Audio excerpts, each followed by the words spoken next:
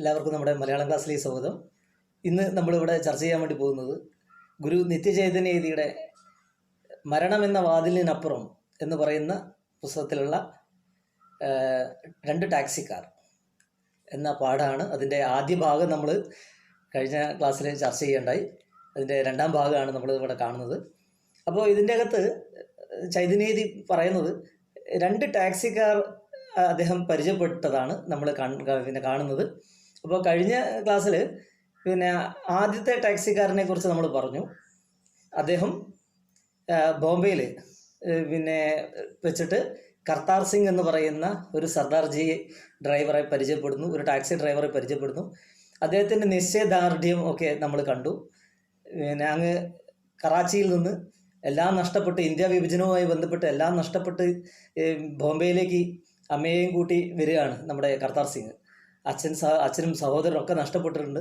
വെറും കൈയായിട്ട് ഇവിടേക്ക് വന്നപ്പോൾ പിന്നീട് അദ്ദേഹത്തിൻ്റെ കഠിന അധ്വാനം കൊണ്ട് അദ്ദേഹം നേടിയെടുക്കുന്നത് ഒരു ഫ്ലാറ്റും അതുപോലെ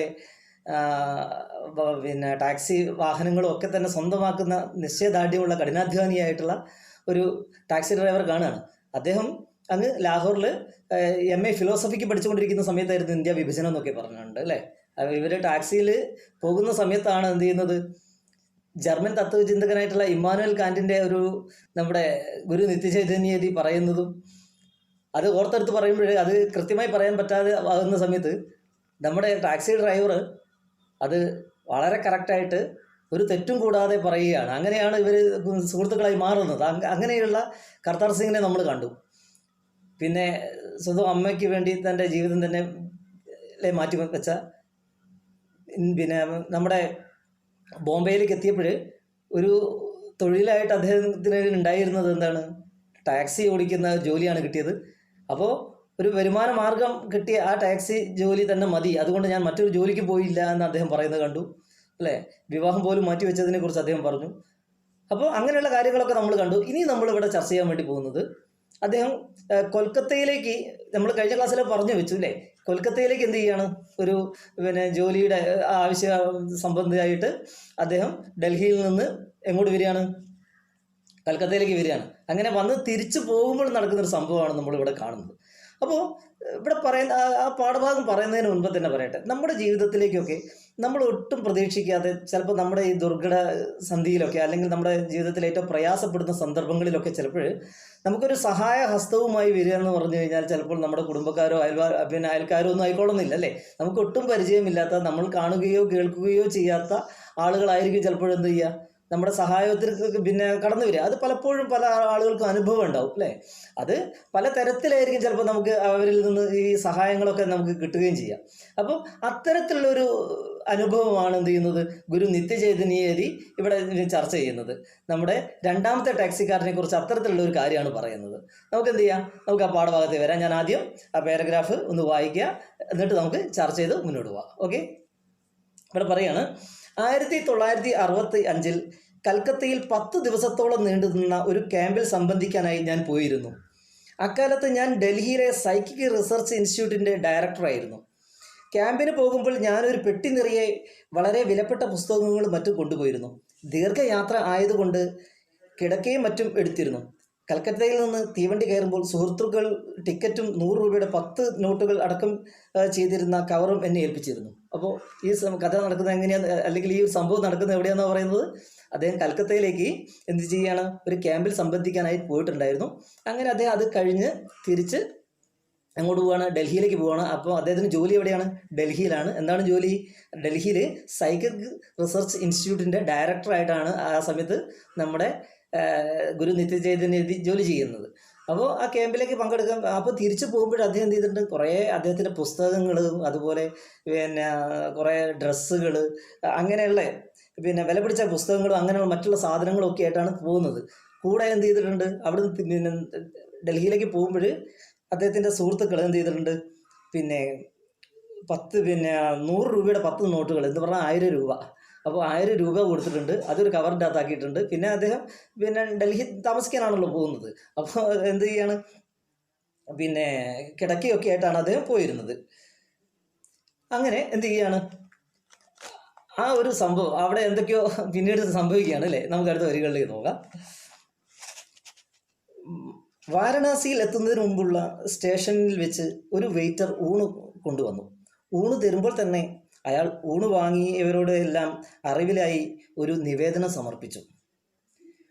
വണ്ടി വാരണാസിയിൽ അധികം നിർത്തുകയില്ല. ഊണിൻ്റെ വില 4 രൂപയാണ്. അയാളുടെ കയ്യിൽ ചില്ലറ നാണയം കാണുകയില്ല. വാരണാസിയിൽ എത്തുമ്പോഴേക്കും ഊണ് കഴിച്ചിട്ട് പാത്രം തിരികെ കൊടുക്കണം. ഒപ്പം 4 രൂപയും. ഞാൻ വാരണാസിയിൽ എത്തുന്നതിന് മുമ്പ് തന്നെ ഊണ് കഴിച്ച് വണ്ടി നിർത്തിയപ്പോൾ സ്നേഹിതന്മാർ തന്ന കവറിൽ നിന്ന് ഒരു 100 രൂപ പുറത്തെടുത്തു. ബാക്കിയെല്ലാം സ്യൂട്ട് കേസിൽ ഭദ്രമായി നിക്ഷേപിച്ചു. സ്യൂട്ട് കേസ് പൂട്ടിയ താക്കോൽ ഡൽഹിയിലെ എൻ്റെ കെട്ടിടത്തിലെ ഒട്ടേറെ താക്കോലുകളോടൊപ്പം ഷോൾഡർ ബാഗിൽ വെച്ചു. ഷോൾഡർ ബാഗ് സ്യൂട്ട് കേസിൻ്റെ മുകളിൽ വെച്ചിട്ടാണ് ഞാൻ തീവണ്ടിയിൽ നിന്ന് പുറത്തേക്ക് ഇറങ്ങിയത്. ചുരുക്കി പറഞ്ഞാൽ അദ്ദേഹം പുറത്തേക്ക് ഇറങ്ങുന്ന സമയത്ത് അദ്ദേഹത്തിൻ്റെ കയ്യിൽ എന്തേ ഉള്ളൂ? ആകെ 100 രൂപയായിട്ടാണ് അദ്ദേഹം പുറത്തേക്ക് ഇറങ്ങുന്നത്. അപ്പോൾ അവർ പിന്നെ കൊൽക്കത്തയിൽ നിന്ന് എങ്ങോട്ട് പോകാൻ, ഡൽഹിക്ക് പോകാമെന്ന് പറഞ്ഞു.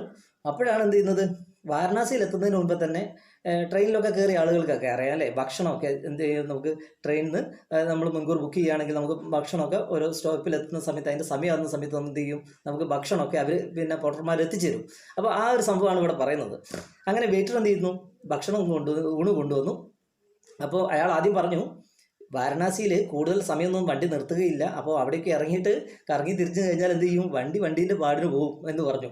അങ്ങനെ പിന്നെ അയാൾ പറഞ്ഞു, വണ്ടി വാരണാസിയിൽ അത് നിർത്തുകയില്ല, ഊണിൻ്റെ വില 4 രൂപയാണ് അല്ലേ. ഇപ്പോഴെത്രയാണ് ഒരു ഊണിനൊക്കെ വില അല്ലേ, ഭയങ്കര ചാർജാണ്. അപ്പോൾ അത് ഏത് പിന്നെ വർഷമാണെന്ന് നോക്കണം, 1965 അന്ന് ഒരു ഊണിന് 4 രൂപയാണ് ട്രെയിനിൽ അല്ലേ. അപ്പോൾ ഇപ്പോഴെത്രയാണെന്ന് അറിയില്ല, എന്തോ ആവട്ടെ. അപ്പോൾ അങ്ങനെ പറയുകയാണ്. പിന്നെ അത് അപ്പോൾ അദ്ദേഹം പിന്നെ ഗുരു ചിന്തിച്ചു, ചൈതന്യതി ചിന്തിച്ചു, ചിലപ്പോൾ ഈ പോർട്ടർ കയ്യിൽ 100 രൂപ കൊടുത്തു കഴിഞ്ഞാൽ 4 രൂപയല്ലേ ഉള്ളൂ ഭക്ഷണത്തിനല്ലേ, അയാളെ കയ്യിൽ ചേഞ്ച് ഉണ്ടാവില്ല. എന്നാൽ ഒരു കാര്യം ചെയ്യാം, എന്ത് ചെയ്യാം, അങ്ങ് വാരണാസിയിലൊന്ന് പെട്ടെന്ന് ഇറങ്ങിയിട്ട് ആ ബുക്ക് ഏതെങ്കിലും ഒരു ബുക്ക് സ്റ്റാളിൽ നിന്ന് പെട്ടെന്നൊരു ബുക്ക് വാങ്ങിച്ചത്. റെയിൽവേ സ്റ്റേഷനിലൊക്കെ നിങ്ങൾ കേട്ടിട്ടുണ്ടാവും ബുക്ക് സ്റ്റാളുകളും ഫ്രൂട്ട്സ് പിന്നെ അങ്ങനെയുള്ള പല സാധനങ്ങൾ ഇപ്പോൾ റെയിൽവേ സ്റ്റേഷനിലൊക്കെ അവൈലബിൾ ആണല്ലേ. അപ്പോൾ എന്താ ഒരു പുസ്തകം വാങ്ങിക്കാൻ നോക്കി കരുതിയിട്ട് അയാൾ എന്ത് ചെയ്തു, വേഗം ഇറങ്ങിയിട്ട് ഒരു പിന്നെ പുസ്തകം വാങ്ങാൻ വേണ്ടിയിട്ട് ഇറങ്ങാൻ വേണ്ടി തീരുമാനിക്കുകയാണ്. അങ്ങനെ പിന്നെ എന്ത് ചെയ്തു, ഒപ്പം 4 രൂപ. അങ്ങനെ വണ്ടി നിർത്തി സ്നേഹിതന്മാർ കൊടുത്ത പൈസയിൽ എന്ത് ചെയ്തു, 100 രൂപ എടുത്തിട്ടാണ് അദ്ദേഹം ഇറങ്ങുന്നത്.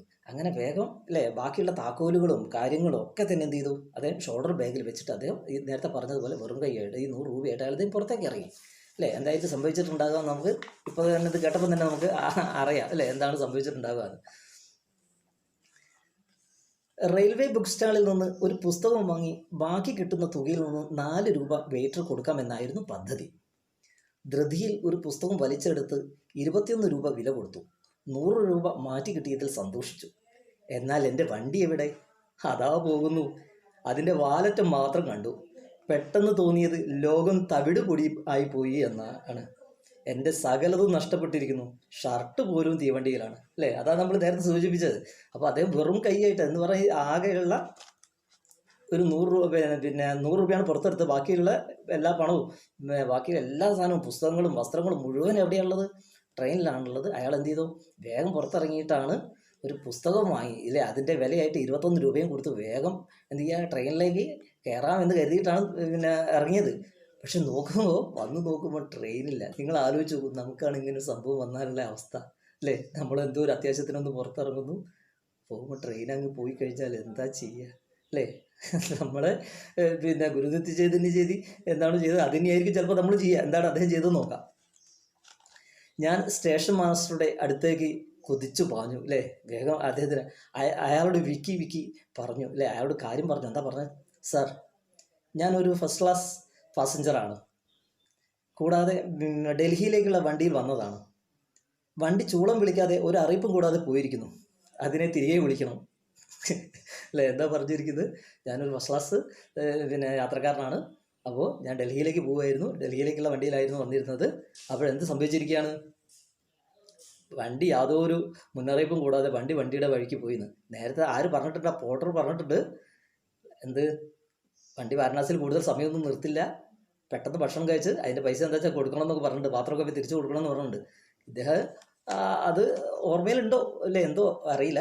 എന്തായാലും എന്ത് ചെയ്തു, സ്റ്റേഷൻ മാസ്റ്റർ പറഞ്ഞു അല്ലേ. അത് കേട്ടപ്പോൾ സ്റ്റേഷൻ മാസ്റ്റർ വളരെ പരിഹാസത്തോടു കൂടി പറഞ്ഞു, ഒരു ഫസ്റ്റ് ക്ലാസ് പാസഞ്ചർ ആണെങ്കിൽ ഫസ്റ്റ് ക്ലാസ് ശ്രദ്ധയും വേണം, അല്ലേ? ശരിയല്ലേ? നിങ്ങൾ ആലോചിച്ച് നോക്കൂ, ഒരു ബസ്സിൽ പിന്നെ ഒക്കെ തിരിച്ചു വിളിക്കുന്നതിന് മാതിരി നമുക്ക് ഒരു ട്രെയിനൊക്കെ നമുക്ക് പോയ ട്രെയിൻ തിരിച്ചു വിളിച്ച് കൊണ്ടുവരാൻ പറ്റുമോ? ഇല്ല. അപ്പോൾ അദ്ദേഹം അങ്ങനെ പറയുകയും ചെയ്തു, അയാളോട് തർക്കിച്ച് നിൽക്കാൻ എനിക്ക് സമയമില്ല. ഞാൻ സ്റ്റേഷന് വെളിയിലേക്ക് ഓടി.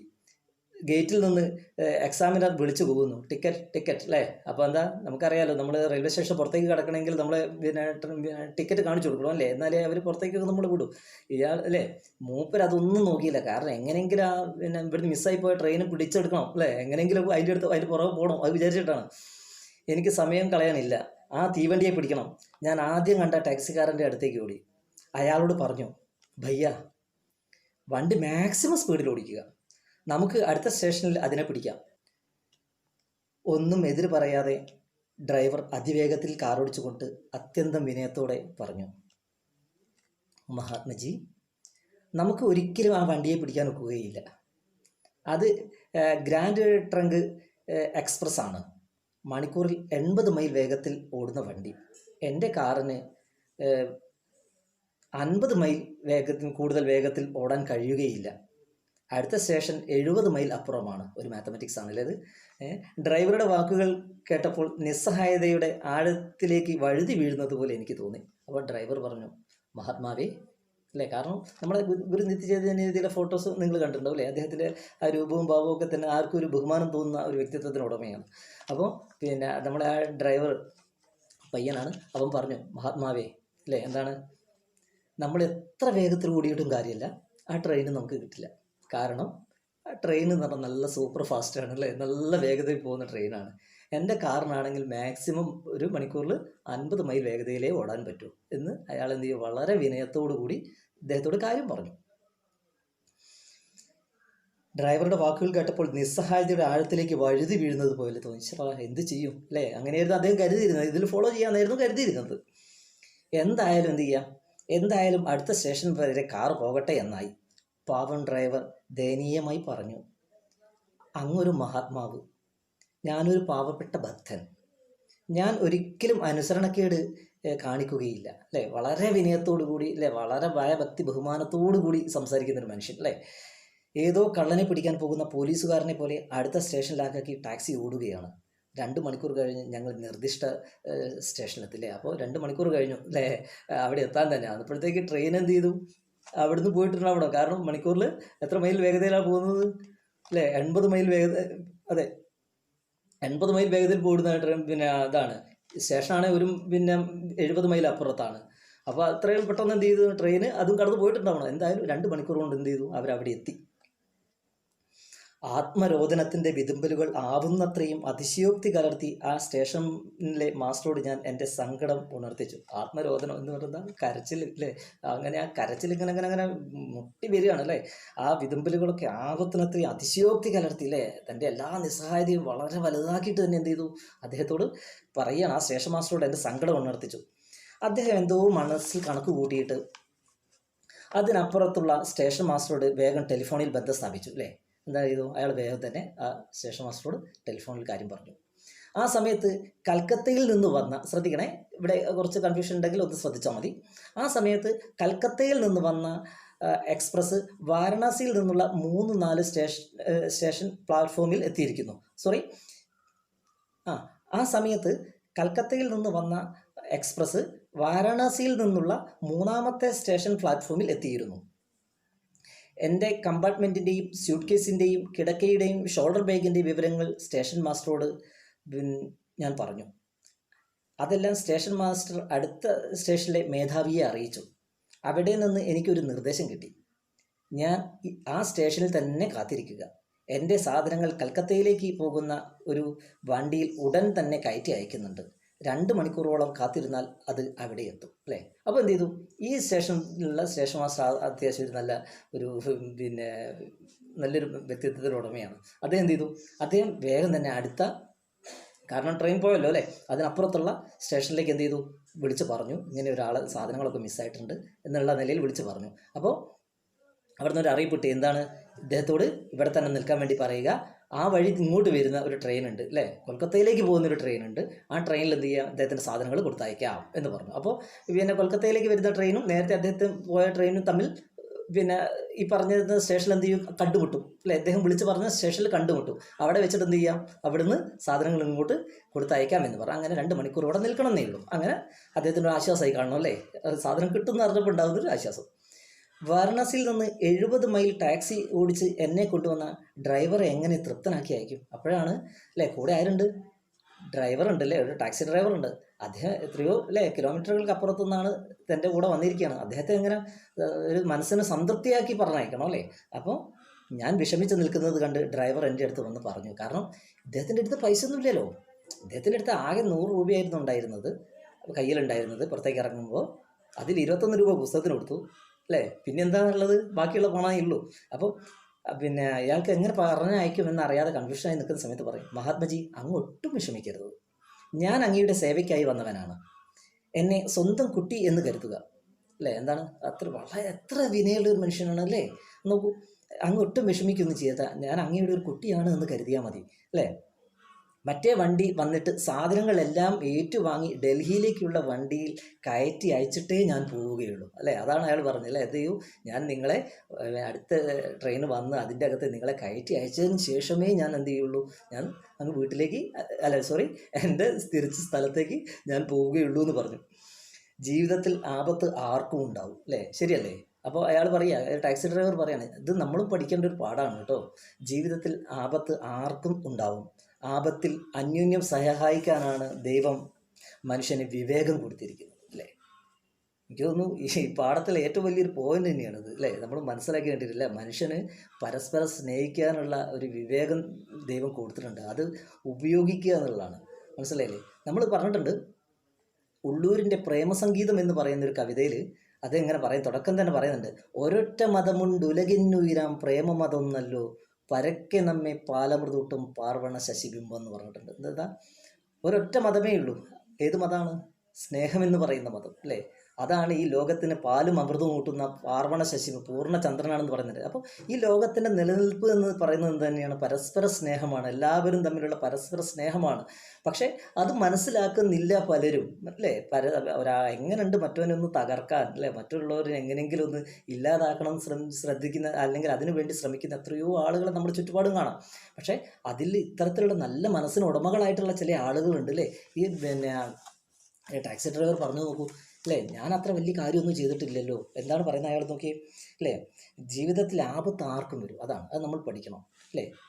ഇന്നത്തെ സുഖസൗകര്യങ്ങളൊന്നും നമുക്ക് നാളെ ഉണ്ടായിക്കൊള്ളുന്നില്ല അല്ലേ. അപ്പോൾ കണ്ടുകണ്ടങ്ങിരിക്കും ജനങ്ങളെ കണ്ടില്ലെന്ന് വരുത്തുന്നതും ഭവാൻ, മാളിക മുകളേറിയ മന്നൻ്റെ തോളിൽ മാറാപ്പ് കയറ്റുന്നതും ഭവാൻ എന്ന് കേട്ടിട്ടുണ്ട് അല്ലേ. അപ്പോൾ അതുപോലെയാണ് ഇന്ന് ഉള്ള അവസ്ഥ. മാറി വരാൻ വലിയ താമസമൊന്നും വേണ്ട. നമ്മൾ എന്തെല്ലാം ദുരന്തങ്ങൾ നമ്മൾ പത്രങ്ങളിലും അല്ലെങ്കിൽ മറ്റുള്ള ഇതിലും നമ്മൾ വായിക്കുന്നു, അല്ലെങ്കിൽ നമ്മൾ നേരിട്ട് കാണുന്നു. നമ്മളെ കേരളം തന്നെ നമുക്കറിയാം, 2-3 ഫ്ലഡിനെ നമ്മൾ അതിജീവിച്ചു അല്ലേ. അപ്പോൾ ഉള്ളവനില്ലാത്തവനായി മാറുന്ന ചിത്രങ്ങളൊക്കെ നമ്മൾ കണ്ടിട്ടുണ്ട് അല്ലേ. അപ്പോൾ അങ്ങനെയൊക്കെ സംഭവിക്കുക. അതുകൊണ്ട് ഇവിടെ പറയുകയാണ്, ആപത്ത് ആർക്കും ഉണ്ടാവും അല്ലേ. ആ സമയത്ത് നമ്മൾ എന്ത് ചെയ്യുക, പരസ്പരം അന്യോന്യം നമ്മൾ തുണയ്ക്കണം, നമ്മൾ പരസ്പരം സഹായിക്കണം. അതിനു വേണ്ടിയിട്ടാണ് ദൈവം നമുക്ക് എന്ത് തന്നിരിക്കുന്നത്, വിവേകം തന്നിരിക്കും. വിവേകം എന്ന് പറഞ്ഞാൽ എന്താ, തിരിച്ചറിവ് അല്ലേ. സഹജീവികളെ മനസ്സിലാക്കാനുള്ള അറിവ് നമുക്ക് തന്നിരിക്കുന്നത് ദൈവം അതിനു വേണ്ടിയിട്ടാണെന്ന് പറയുക. ആ സമയത്ത് ഒരേ ഒരു ആശ്രയം ആ ഡ്രൈവർ മാത്രമായിരുന്നു അല്ലേ. അവിടെ അദ്ദേഹത്തിന് ആകെയുള്ള ഒരു ആശ്രയം അല്ലേ, ഒരു തുണ ഈ ഡ്രൈവർ മാത്രമേ ഉണ്ടായിരുന്നു. എന്തായാലും 2 മണിക്കൂർ കാത്തു നിന്നേ നിവൃത്തിയുള്ളൂ. ചായ കുടിച്ച് സ്വസ്ഥമായി ഇരിക്കാം എന്ന് പറഞ്ഞ ഡ്രൈവർ എന്നെ റെയിൽവേ റെസ്റ്റോറൻറ്റിലേക്ക് കൂട്ടിക്കൊണ്ടുപോയി അല്ലേ. ഡ്രൈവർ ഇദ്ദേഹത്തിൻ്റെ ഒരു മനസ്സിന് സമാധാനം കിട്ടാൻ വേണ്ടി പറഞ്ഞു, വരും നമ്മളൊരു ചായയൊക്കെ കുടിക്കാം, റെസ്റ്റോറൻറ്റ് പോയി ഇരിക്കുക എന്നൊക്കെ പറഞ്ഞ് അങ്ങോട്ട് കൂട്ടിക്കൊണ്ടുപോയി. എൻ്റെ കൈവശമുള്ള പണം അപ്പോൾ കൊടുക്കാം അല്ലേ. ഇദ്ദേഹം മനസ്സിൽ വിചാരിച്ചു, കയ്യിലുള്ള ബാക്കിയുള്ളത് എന്ത് ചെയ്യുക, അപ്പോൾ കൊടുക്കാം. പിന്നെയോ ബാക്കി ടാക്സി ചെല്ലുന്നത് ഡൽഹിയിൽ നിന്ന് അയച്ചു കൊടുക്കാം എന്നൊക്കെ പറയാൻ ഞാൻ മനസ്സിൽ പല പ്രാവശ്യം വാചകത്തിന് രൂപം കൊടുത്തു. എന്നാൽ ഒന്നും പറയാൻ കഴിഞ്ഞില്ല. ഞാൻ വിചാരിച്ചു, ഏത് പണം ഞാൻ ഡൽഹിയിലെത്തിയിട്ട് ബാക്കി തിരിച്ചു തരാം അല്ലേ, അയച്ചു തരാം, ഇപ്പം എൻ്റെ കയ്യിൽ ഇതേ ഉള്ളൂ എന്നൊക്കെ പറയണം എന്നുണ്ടായിരുന്നു മനസ്സിൽ. പക്ഷെ അതൊന്നും എനിക്ക് പറയാൻ കഴിയുന്നില്ല, ആ സാഹചര്യത്തിൻ്റെ സമ്മർദ്ദം മൂലം അല്ലേ. ഒരു ജീവച്ഛവം പോലെ ഞാൻ ആ റെസ്റ്റോറൻറ്റിലെ കസേരയിലിരുന്നു. ഒരു ജീവച്ഛവം പോലെ. എന്താണ് ആ പദപ്രയോഗം ശ്രദ്ധിച്ചു നോക്കിയേ, ജീവച്ഛവം.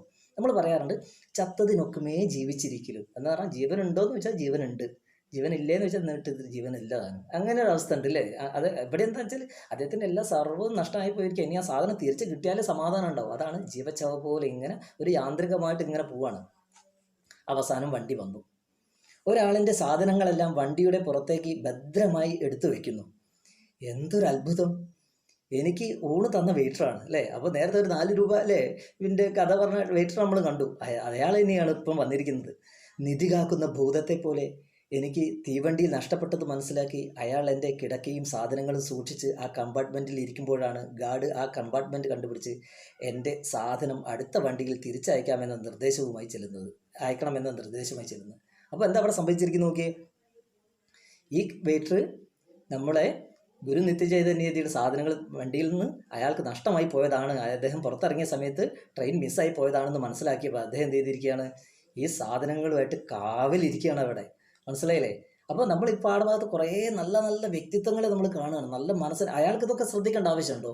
അയാൾക്ക് അയാളെ പാട്ടിന് നോക്കി പോയാൽ പോരെ. പക്ഷെ അയാൾ എന്ത് ചെയ്തു, ഇത് ആ ഒരു മനുഷ്യൻ്റെ അല്ലേ സാധനങ്ങളാണ്, അയാൾക്ക് നഷ്ടമായി പോയതാണ്, അയാൾക്ക് ട്രെയിൻ മിസ്സായി പോയതാണെന്നൊക്കെ മനസ്സിലാക്കിയപ്പോൾ നിധി കാക്കുന്ന ഭൂതത്തെ പോലെ, മനസ്സിലായില്ലേ, അങ്ങനെ കാത്തു വെച്ചതാണ്. അപ്പോഴാണ് എന്ത് ചെയ്യുന്നത്, ഈ പറഞ്ഞതുപോലെ കമ്പാർട്ട്മെൻറ്റിലേക്ക് ആര് വരുന്നത് അല്ലേ, ഗാർഡ് വന്നിട്ട് ഇത് ഇദ്ദേഹത്തിൻ്റെ ഇന്നൊരാളുടെ സാധനമാണ്, അയാൾ പിന്നെ വാരണാസിയിൽ എന്ത് ചെയ്യുന്നുണ്ട്, കാത്തിരിക്കുന്നുണ്ട് എന്ന് പറയുകയാണ്. അപ്പോൾ എനിക്ക് ഊണ് തന്ന വെയിറ്റർ ഞാൻ പിന്നെ അടുത്ത സ്റ്റേഷനിൽ കാത്തിരിക്കുന്ന വിവരം അറിഞ്ഞ് സന്തുഷ്ടനായി. എൻ്റെ സാധനങ്ങളോടൊപ്പം കൽക്കത്തയിലേക്ക് പോകുന്ന വണ്ടിയിൽ കയറി വന്നിരിക്കുകയാണ്. എല്ലാ സാധനങ്ങളും തിരിച്ചു കിട്ടി അല്ലേ. അന്ന് അദ്ദേഹം എന്ത് ചെയ്തു, ശരി എന്തായാലും ഇത് എനിക്ക് ഞാൻ തന്നെ എന്ത് ചെയ്യാം, അദ്ദേഹത്തിൻ്റെ കൈകളിൽ തിരിച്ചേൽപ്പിച്ച് കൊടുക്കാം എന്ന് പറഞ്ഞുകൊണ്ട് അദ്ദേഹം എന്ത് ചെയ്യണം, തിരിച്ചുകൊണ്ട് വരികയാണ്. അങ്ങനെ വന്നിട്ട് അദ്ദേഹം ഇതൊക്കെ അദ്ദേഹത്തിന് ഏൽപ്പിക്കുകയാണ് അല്ലേ. എല്ലാ സാധനങ്ങളും എനിക്ക് തിരിച്ചു കിട്ടി. ഞാൻ ആ വെയിറ്റർക്ക് 100 രൂപ സമ്മാനമായി കൊടുത്തു. എന്നാൽ വാരണാസിയിൽ നിന്ന് വന്ന ആ വെയിറ്റർ സ്നേഹത്തോടെ അത് നിരസിച്ചു. വാരണാസിയിലേക്കുള്ള ടിക്കറ്റ് വാങ്ങിക്കൊടുക്കാമെന്ന് പറഞ്ഞു. അയാൾക്കത് ആവശ്യമില്ല, കാരണം ട്രെയിനിൽ അവർക്ക് ടിക്കറ്റിനൊന്നും ആവശ്യമുണ്ടാവില്ല. പാസ് ഉണ്ട്. അവസാനം ഊണിൻ്റെ 4 രൂപയും എൻ്റെ സന്തോഷത്തിനായി 10 രൂപയും വാങ്ങി സാധനം കൊണ്ടുവന്ന വണ്ടിയിൽ തന്നെ വെയിറ്റർ വാരണാസിയിലേക്ക് മടങ്ങി അല്ലേ. എത്ര നോക്കൂ എങ്ങനെ, അതാണ് നമ്മൾ ഒരിക്കലും പ്രതീക്ഷിക്കാത്ത നമ്മുടെ ജീവിതത്തിലേക്ക്. ഇവിടെ 2 ടാക്സിക്കാർ മാത്രമല്ല കേട്ടോ, നിങ്ങൾ ആലോചിച്ച് നോക്കൂ. അത് നമുക്ക് പാഠത്തിൻ്റെ അവസാനം ഒന്ന് ചർച്ച ചെയ്യാൻ തോന്നും അല്ലേ. 2 ടാക്സിക്കാർ മാത്രമല്ല ആ സഹായസ്ഥമായിട്ട് ഇവിടെ വരുന്നത് അല്ലേ. ഈ പിന്നെ പോർട്ടറും അങ്ങനെ തന്നെയുള്ള ഒരു വ്യക്തിയാണ് അല്ലേ. നോക്കാം, ബാക്കിയോട് വായിക്കാം എന്നിട്ട് പറയാം. അതിനിടയ്ക്ക് എൻ്റെ ഡ്രൈവർ രാംഗോപാൽ മിശ്ര ഡൽഹിയിലേക്ക് പോകുന്ന അടുത്ത വണ്ടി രാത്രി 9:30 മണിക്കാണെന്ന് കണ്ടുപിടിച്ചു. അപ്പോൾ നമ്മുടെ ഈ ടാക്സി ഡ്രൈവറുടെ പേരെന്താണ്, രാംഗോപാൽ വർമ്മ. ആദ്യത്തെ ടാക്സി ഡ്രൈവറുടെ പേരെന്തായിരുന്നു, കർത്താർ സിംഗ് അല്ലേ. അപ്പോൾ ഈ പിന്നെ ഡ്രൈവർ എന്ത് ചെയ്തു, അയാൾ വേഗം പോയിട്ട് പിന്നെ ട്രെയിനിൻ്റെ എപ്പോഴാണ് ഇനി തിരിച്ച് ഇദ്ദേഹത്തിന് ഡൽഹിക്ക് പോകാനുള്ള ട്രെയിൻ എപ്പോഴാണെന്ന് നോക്കി അന്വേഷിച്ച് കണ്ടുപിടിച്ച് വന്നു. അത് എപ്പോഴാണ്, രാത്രി 9:30 മനസ്സിലായി. അങ്ങനെ അതിലെന്നെ ഭദ്രമായി കയറ്റി അയക്കാൻ സ്റ്റേഷൻ മാസ്റ്ററോട് ചട്ടം കിട്ടി അല്ലേ. അദ്ദേഹത്തോട് പറഞ്ഞു ഇദ്ദേഹത്തെ എന്ത് ചെയ്യണം, സുരക്ഷിതമായിട്ട് വണ്ടിയിൽ പറഞ്ഞയക്കണം എന്ന് പറഞ്ഞു. ആ സ്റ്റേഷനിൽ നിന്ന് രാത്രി വണ്ടിക്ക് ഉത്തർപ്രദേശിലെ ഒരു മന്ത്രി ഡൽഹിയിലേക്ക് പോകേണ്ടതായിരുന്നു. മന്ത്രി യാത്ര ക്യാൻസൽ ചെയ്തു അല്ലേ. അങ്ങനെ മന്ത്രിക്ക് വേണ്ടി റിസർവ് ചെയ്ത സീറ്റ് സ്റ്റേഷൻ മാസ്റ്റർ എനിക്ക് തന്നു. അങ്ങനെ എന്ത് ചെയ്തു, മന്ത്രി ഇല്ലാത്തതുകൊണ്ട് മന്ത്രിയുടെ ആ സീറ്റ് എന്ത് ചെയ്തു, ഇദ്ദേഹത്തിന് കൊടുത്തു. പണം തിരിച്ചു കിട്ടിയത് കൊണ്ട് ഞാൻ അതിൽ നിന്ന് 500 രൂപ ഗോപാൽ മിശ്രയ്ക്ക് കൊടുത്തു അല്ലേ. ഇദ്ദേഹത്തെ ഇങ്ങോട്ട് കൊണ്ടുവന്ന ടാക്സി ഡ്രൈവർക്ക് 500 രൂപ കൊടുത്തു. ഒരു ചെറിയ കുട്ടിയെ പോലെ കരഞ്ഞുകൊണ്ട് 300 രൂപ തിരിച്ചു തന്നിട്ട് പറഞ്ഞു അല്ലേ. 500 രൂപ കൊടുത്തു, അദ്ദേഹം 300 രൂപ കൂടി തിരിച്ചു കൊടുത്തു. എന്നിട്ട് അദ്ദേഹം കരഞ്ഞുകൊണ്ട് പറയാണ്, ഒരു മഹാത്മാവിനെ കുറച്ചു നേരത്തേക്ക് സേവിക്കാൻ ദൈവം എനിക്ക് അനുഗ്രഹം തന്നു. ഞാൻ അങ്ങയുടെ ചെറുമകനാണ്, എന്നെ പരീക്ഷിക്കരുത്. അങ്ങേക്ക് വേണ്ടി 200 രൂപ ഞാൻ എടുത്തുകൊള്ളാം അല്ലേ. അദ്ദേഹം പറയുകയാണ് അല്ലേ. 500 രൂപ കൊടുത്തപ്പോൾ സാധാരണ ആരും വാങ്ങിക്കാതിരൊന്നും ഇരിക്കില്ല അല്ലേ. കാരണം എന്താ, ഇദ്ദേഹത്തെ ഇനി പിന്നെ കാണുമൊന്നുമില്ല, ഇദ്ദേഹത്തോട് ഇപ്പോൾ 500 രൂപ അങ്ങ് വാങ്ങിച്ചാൽ എന്താണ് എന്നൊക്കെ ചിന്തിക്കുന്ന ആളുകളുണ്ടാവും അല്ലേ. അങ്ങനെയുള്ള ആളുകളുണ്ട്. ചില ആളുകൾ എന്ത് ചെയ്യും, പറഞ്ഞതുപോലെ ഇത്തരത്തിലുള്ള നല്ല വ്യക്തിത്വങ്ങളും ഉണ്ട് അല്ലേ. കാരണം അവർക്ക് അർഹതമായത് മാത്രമേ വാങ്ങിക്കൂ. മറ്റുള്ള അന്യൻ്റെ ഒരു അല്ലേ ചില്ലിക്കാശ് പോലും അന്യൻ്റെത് എടുക്കാത്ത ആളുകളുണ്ട് നമ്മുടെ ചുറ്റുപാടുകളിലും. അങ്ങനെയുള്ള നല്ല ആളുകളുണ്ട്. അതിലൊരു ആളാണ് ആര്, നമ്മുടെ രാംഗോപാൽ മിശ്ര. അയാൾ പറയാണ്, എനിക്കെന്ത് വേണ്ട, എനിക്ക് അനധികൃതമായിട്ടുള്ള ഒരു പണവും എനിക്ക് വേണ്ട അല്ലേ. അതുകൊണ്ട് എനിക്ക് 200 രൂപ മതി, ഞാൻ അങ്ങയുടെ കൊച്ചുമകനാണ് എന്ന് പറയാണ്. അങ്ങനെ എനിക്ക് വേണ്ടി 200 രൂപ അല്ലേ ഞാൻ എടുത്തുകൊള്ളാം, അത് പറഞ്ഞാൽ വണ്ടിയുടെ എണ്ണ കാശ് എന്നുള്ള നിലയിൽ അല്ലേ. എന്തായാലും ബാക്കി 300 രൂപ എൻ്റെ മടിയിൽ വെച്ച് പാദം നമസ്കാരം ചെയ്തു അല്ലേ. അദ്ദേഹത്തിൻ്റെ കാൽക്കൽ വീണ് നമസ്കാരം ചെയ്തു. എന്നിട്ട് ഡ്രൈവർ രാംഗോപാൽ മിശ്ര തന്നെയാണ് എനിക്ക് പോകേണ്ട ബർത്തിൽ കിടക്കിയെല്ലാം വിരിച്ചു തന്നത് അല്ലേ. അദ്ദേഹം പോകാനുള്ള എല്ലാ സജ്ജീകരണവും ആർക്ക് ചെയ്തു കൊടുത്തു, ഒരു നിത്യചൈതന്യക്ക് ചെയ്തു കൊടുക്കുകയും ചെയ്തു. അങ്ങനെ കമ്പാർട്ട്മെൻറ്റിൽ നിന്ന് അയാൾ ഇറങ്ങി പുറത്തു നിൽക്കുമ്പോൾ വണ്ടി ചൂളം വിളിച്ച് ഡൽഹിയെ ലക്ഷ്യമാക്കി സ്റ്റേഷൻ വിട്ടു. രാംഗോപാൽ ഇരുളിൽ മറഞ്ഞുപോയി. എന്നാൽ ഇന്നും പ്രകാശത്തോടെ അയാൾ എൻ്റെ മനസ്സിൽ ജീവിക്കുന്നു. അല്ലേ? അപ്പോൾ ഇതാണ് രണ്ടാമത്തെ ടാക്സി ഡ്രൈവറെ കുറിച്ച് പറയുന്നത്. അപ്പോൾ നിങ്ങൾ നോക്കുക, നമ്മൾ 2 ടാക്സി ഡ്രൈവർമാരെ കണ്ടു അല്ലേ? ആദ്യത്തെ ആളെക്കുറിച്ച് നമ്മൾ കഴിഞ്ഞ ക്ലാസ്സുകളിൽ തന്നെ വിശദമായിട്ട് പറഞ്ഞു. നമ്മൾ നോക്കൂ, ഇവിടെ ഞാൻ നേരത്തെ സൂചിപ്പിച്ചത്, ഇപ്പോൾ പാഠഭാഗത്തിൻ്റെ തുടക്കം സൂചിപ്പിച്ചതുപോലെ നമ്മുടെ ജീവിതത്തിലേക്ക് നമ്മളെ സഹായിക്കാനും സഹായഹസ്തവുമായിട്ട് ആരൊക്കെയാണ് കടന്നു വരിക നമുക്ക് പറയാൻ പറ്റില്ല. ഇവിടെ നിങ്ങൾ നോക്കൂ, ഇദ്ദേഹത്തിന് ഈ ട്രെയിൻ മിസ്സായി എന്നറിഞ്ഞ സമയത്ത് അദ്ദേഹം ആദ്യം ചെയ്തത് എന്താണ്? ആ സ്റ്റേഷൻ മാസ്റ്ററോട് പോയി പറഞ്ഞു ഇങ്ങനെ മിസ്. ആ സ്റ്റേഷൻ മാസ്റ്റർ എന്താ ചെയ്ത്? അദ്ദേഹം പറഞ്ഞു, നിങ്ങളൊരു ഫസ്റ്റ് ക്ലാസ് പിന്നെ യാത്രക്കാരനാണെങ്കിൽ ഫസ്റ്റ് ക്ലാസ് ശ്രദ്ധ വേണമെന്ന് പറഞ്ഞിട്ട് അയാളെ കൂടുതൽ ഒന്നും പറയാൻ നിന്നില്ല അല്ലേ? അയാളെ സഹായിക്കാനൊന്നും അയാൾ മുതിർന്നില്ല. പക്ഷേ ഇദ്ദേഹം ഒരു ടാക്സി ഡ്രൈവറോട് തൻ്റെ അവസ്ഥ പറഞ്ഞു. ടാക്സി ഡ്രൈവർ പരമാവധി വേഗത്തിൽ എന്ത് ചെയ്യുക, അയാളോട് കയർത്ത് സംസാരിക്കുന്നതല്ല ചെയ്തത്, പരമാവധി വേഗത്തിൽ ഇവിടെ എത്തിക്കാനുള്ള ശ്രമം നടത്തി അല്ലേ? ഇവിടെ ഈ സ്റ്റേഷൻ മാസ്റ്റർ എടുത്ത് തന്നപ്പോഴോ അദ്ദേഹം ഇയാളുടെ അവസ്ഥ മനസ്സിലാക്കിയിട്ട് തൊട്ടടുത്ത സ്റ്റേഷനിലേക്ക് കാര്യങ്ങൾ വിളിച്ച് പറഞ്ഞ് അല്ലെ അദ്ദേഹത്തിന് സാധനങ്ങൾ കണ്ടെത്താൻ വേണ്ടിയുള്ള ശ്രമങ്ങൾ നടത്തി. മറ്റൊരു നല്ല മനസ്സിനുടമയെ നമ്മൾ കാണുകയാണ്. പിന്നെയോ മറ്റൊരാൾ കൂടിയുണ്ട് ഇതിൻ്റെ അകത്ത്, നമ്മുടെ നിധി കാക്കുന്ന ഭൂതത്തെ പോലെ സാധനങ്ങളൊക്കെ ട്രെയിനിൽ അല്ലേ പിന്നെ സുരക്ഷിതമായി കാത്തുവെച്ച ആ വെയിറ്റർ. പലപ്പോഴും നമുക്കറിയാം ട്രെയിനിലൊക്കെ ഒരു സാധനം പോയി കഴിഞ്ഞാൽ അത് പോയി തന്നെയാണ്, മനസ്സിലായില്ലേ? കാരണം അത് ആരാ പിന്നെ എടുത്തു കൊണ്ടുപോകാനൊന്നും പറയാൻ പറ്റില്ല. ട്രെയിനിലൊക്കെ സാധനം പോയാൽ പിന്നെ നമ്മൾ അതിനെക്കുറിച്ച് കൂടുതൽ ടെൻഷൻ അടിച്ചിട്ട് കാര്യമില്ല, മനസ്സിലായില്ലേ? അത് പോയത് തന്നെയാണെന്ന് കരുതുന്നതേ രക്ഷയുള്ളൂ. പക്ഷേ ഇവിടെ ഇദ്ദേഹത്തിന് സാധനം നഷ്ടമായി പോയതാണെന്ന് മനസ്സിലാക്കിക്കൊണ്ട് അതിന് കാവൽ നിന്ന നിധി കാക്കുന്ന ഭൂതത്തെ പോലെ എന്നാണ് യതി പറഞ്ഞത് അല്ലേ? അതുപോലെ കാത്തുവെച്ച ആരെയുണ്ട്? ഒരു നല്ല മനസ്സിനുടമയായിട്ടുള്ള ആ വെയിറ്റർ ഉണ്ട്. പിന്നെ അതിലൊക്കെ സർവോപരിയായിട്ട് എന്ത് ചെയ്യാം, ഇദ്ദേഹത്തെ തിരിച്ച് അല്ലേ പോകുന്നത് വരെ ഇദ്ദേഹത്തിന് വേണ്ടി കാവൽ നിന്ന് അല്ലേ ഇദ്ദേഹത്തിന് എല്ലാ സംവിധാനവും ചെയ്തു കൊടുത്ത പണത്തിൽ നിന്ന് അല്ലേ തിരിച്ച് ഇങ്ങോട്ട് കൊടുത്ത് ഇതൊന്നും എനിക്ക് വേണ്ട എന്ന് പറഞ്ഞ ഒരു അല്ലേ എനിക്ക് അർഹത ഉള്ളത് മാത്രമേ എനിക്ക് വേണ്ടൂ എന്ന് പറഞ്ഞ മനുഷ്യൻ അല്ലേ, നല്ല അറിവും വിവേകവും ഉള്ള ആളാണ് അല്ലേ. നമ്മൾ ഒരു ടാക്സി അല്ലെ ടാക്സി ഡ്രൈവറാണ് അല്ലെങ്കിൽ അവർ പിന്നെ ഒന്നിനും കൊള്ളാത്തവരാണെന്നൊന്നും ചിന്തിക്കുന്നത് തന്നെ വിഡ്ഢിത്തമാണ് അല്ലേ. അങ്ങനെ ആരെങ്കിലും ചിന്തിച്ച് പോയിട്ടുണ്ടെങ്കിൽ തന്നെ വിഡ്ഢിത്തമാണ്. ഇവിടെ നോക്കുക, മനുഷ്യൻ നേരത്തെ പറഞ്ഞിട്ടുണ്ട് അല്ലേ, മനുഷ്യന് വിവേകം തന്നെ കൊടുത്തിരിക്കുന്നത് ദൈവം എന്തിനാണ്? പരസ്പരം ആപത്തിൽപ്പെടുന്ന ആളുകളെ സഹായിക്കാൻ വേണ്ടിയിട്ടാണ് എന്ന് പറയുന്നുണ്ടല്ലോ. അയാളുടെ വിനയവും കാര്യവും നമ്മൾ കണ്ടു. അപ്പോൾ അത്രയും വിനയാന്വിതനായിട്ടുള്ള മനുഷ്യൻ. ഇവിടെ നമ്മുടെ ആ പോർട്ടറും അങ്ങനെ തന്നെയാണ് അല്ലേ, അയാളും അനാവശ്യമായിട്ട് ഒരു പണവും വാങ്ങുന്നില്ല അല്ലേ. അതാണ്. അപ്പോൾ ഇത്തരത്തിലുള്ള എത്രയോ നല്ല നല്ല മനസ്സിന് ഉടമകളെ നമ്മൾ ഈ ഭാഗത്ത് കാണാൻ കഴിയും. അപ്പോൾ ജീവിതത്തിൽ നമ്മൾക്കും ഇത്തരത്തിലുള്ള അനുഭവങ്ങൾ വരും പലപ്പോഴും അല്ലേ, വന്നേക്കാം. മറ്റുള്ളവരെ സഹായിക്കാനുള്ള അവസരങ്ങൾ ചിലപ്പോൾ നമുക്ക് കിട്ടിയേക്കാം. അത്തരത്തിലുള്ള അവസരങ്ങൾ നമുക്ക് കിട്ടുമ്പോൾ അവസരം നമുക്ക് കിട്ടുകയാണെങ്കിൽ ആ അവസരങ്ങളെ എന്ത് ചെയ്യണം, നമ്മൾ കൃത്യമായിട്ട് ഉപയോഗിക്കണം അല്ലേ. മറ്റുള്ളവരെ സഹായിക്കാനുള്ള മനസ്ഥിതി നമുക്ക് ഉണ്ടാവണം എന്നുള്ളതാണ്.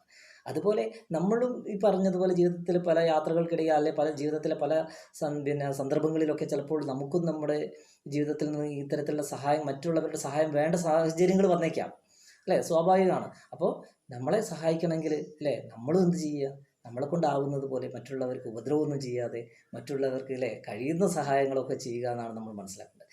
ഇവിടെ ഇനി ഒരിക്കലും കാണാൻ സാധ്യതയില്ലാത്ത 2 ടാക്സി ഡ്രൈവർമാർ അല്ലേ, ഇവർ പരസ്പരം ചിലപ്പോൾ ഇനി ഒരിക്കലും കണ്ടുമുട്ടിയിട്ടുണ്ടായിക്കൊള്ളണമെന്ന് പോലുമില്ല അല്ലേ.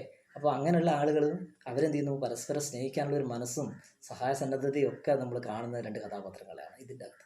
അപ്പോൾ അതൊക്കെ നമ്മളെ മനസ്സിലുണ്ടാവണം. അപ്പോൾ ഇവരിൽ നിന്നൊക്കെ നമുക്ക് എന്ത് ചെയ്യാനുണ്ട്, കുറേ നല്ല മാതൃകകൾ അല്ലേ നമുക്ക് കണ്ടെത്താനുണ്ട്. കർത്താർ സിംഗിൽ നിന്നാണെങ്കിലും രാഘഗോപാൽ മിശ്രയിൽ നിന്നാണെങ്കിലും ഈ പോർട്ടലിൽ നിന്നാണെങ്കിലും ഒക്കെ തന്നെ നമുക്ക് എന്തുണ്ട്, ജീവിതത്തിലേക്ക് നമുക്ക് ചേർത്ത് പിടിക്കേണ്ട കുറേ മൂല്യങ്ങൾ അവർ നമ്മളെ കാണിച്ചു തരുന്നുണ്ട്. അതൊക്കെ നമ്മൾ ഈ ഒരു പുസ്തകം പഠിക്കുന്നത് തന്നെ എന്തിനാണ്, വെറുതെ 2 പോർട്ടർമാരെ കുറിച്ച് പഠിക്കാൻ വേണ്ടി മാത്രമാണോ? 2 ഡ്രൈവർമാരെ കുറിച്ച് പഠിക്കാൻ വേണ്ടിയിട്ടാണോ? അല്ല, അവരൊക്കെ വെച്ച് പുലർത്തിയ മൂല്യമുണ്ട്. അതൊക്കെ നമ്മുടെ ജീവിതത്തിലെ പകർത്താൻ വേണ്ടിയിട്ടാണ് എന്ത് ചെയ്യുന്നത്, ഇത്തരത്തിലുള്ള പാഠങ്ങൾ നമ്മൾ പഠിക്കുന്നത്. അതിൻ്റെ ചെറിയൊരു അംശം നമുക്ക് എല്ലാവർക്കും അല്ലേ കിട്ടിയിട്ടുണ്ടെങ്കിൽ അത് തന്നെയാണ് ഏറ്റവും വലിയ കാര്യം ഈ പാഠം പഠിക്കുന്നതിലൂടെ. എന്തായാലും നമുക്ക് എന്ത് ചെയ്യാം, മറ്റൊരു പാഠവുമായിട്ട് അല്ലേ അടുത്തൊരു ക്ലാസ്സിൽ വീണ്ടും കണ്ടുമുട്ടാം. നിങ്ങൾ എന്ത് ചെയ്യുക, ഈ പുസ്തകം ഈ പാഠം ഒക്കെ നന്നായിട്ട് വായിക്കുക. സംശയങ്ങൾ എന്തെങ്കിലും ഉണ്ടെങ്കിൽ അത് ചോദിക്കുക. Okay, thank you.